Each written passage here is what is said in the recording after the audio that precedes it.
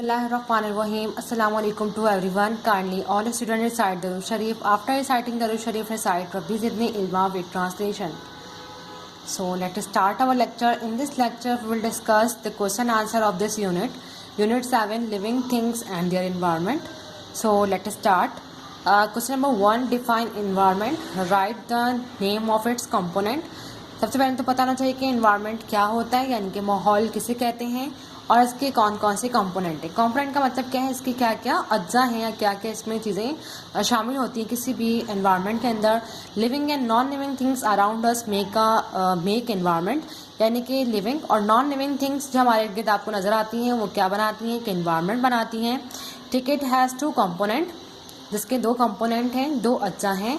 ठीक है, कोई भी लिविंग थिंग्स हो, चाहे वो एनिमल्स हो चाहे वो प्लांट हो, ठीक है, ये मिलकर क्या बना रहे हैं, एनवायरनमेंट बनाते हैं. इसी तरह नॉन लिविंग थिंग्स का मतलब क्या है, नॉन लिविंग में आपके पास सीजन, लाइट, ठीक है, ये सब क्या है, soil, these are the non living things. ये भी मिलकर क्या बनाते हैं, एनवायरनमेंट बनाते हैं. So there are 2 components, biotic and abiotic. Number 1 biotic. Biotic का मतलब है जितने भी लिविंग कंपोनेंट हैं like human, animals, plant and microorganism are the living component. They are called the biotic component.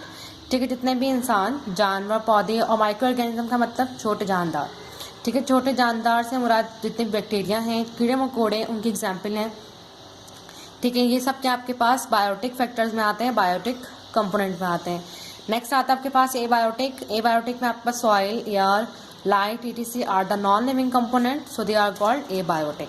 ठीक है, जिसमें आपके पास सॉइल, मिट्टी, एयर, हवा, लाइट, रोशनी, these are the non living component, so these are called the abiotic component.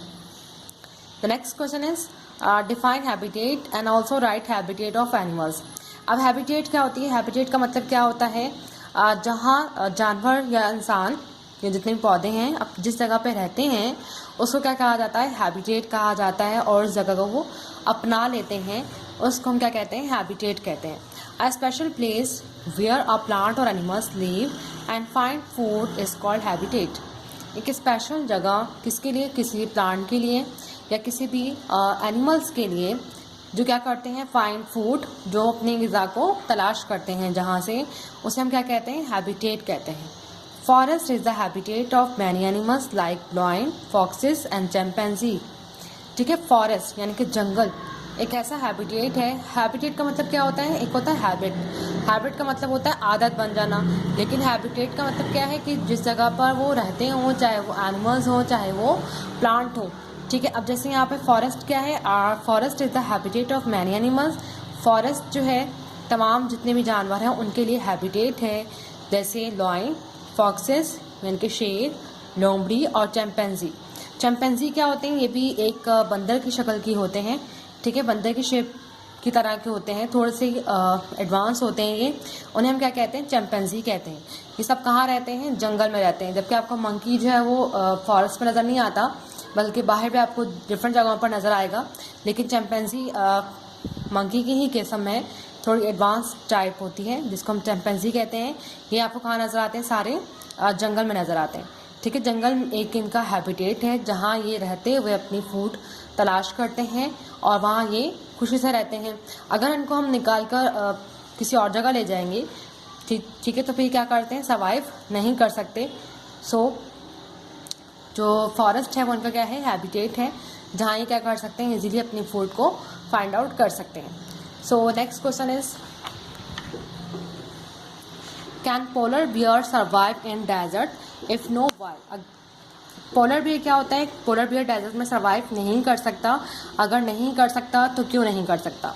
अब polar bear क्या होता है, पोलर बियर बर्फ़ानी चीता जो होता है उसकी बात की जा रही है. अब जो बर्फ़ वाली जगह पर जो रीच रहते हैं, बियर रहते हैं, उनकी बात कर रहे हैं. ठीक है, वो क्या है, जो बर्फ़ में रहने वाले भालू जिसे हम कहते हैं.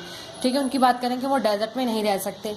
अब डेजर्ट क्या होता है, सहरा इलाका होता है, यानी कि सहराई इलाका होता है जहाँ बिल्कुल भी बर्फ़ नहीं होती या बिल्कुल पानी नहीं होता, तो वहाँ ये सर्वाइव नहीं कर सकते.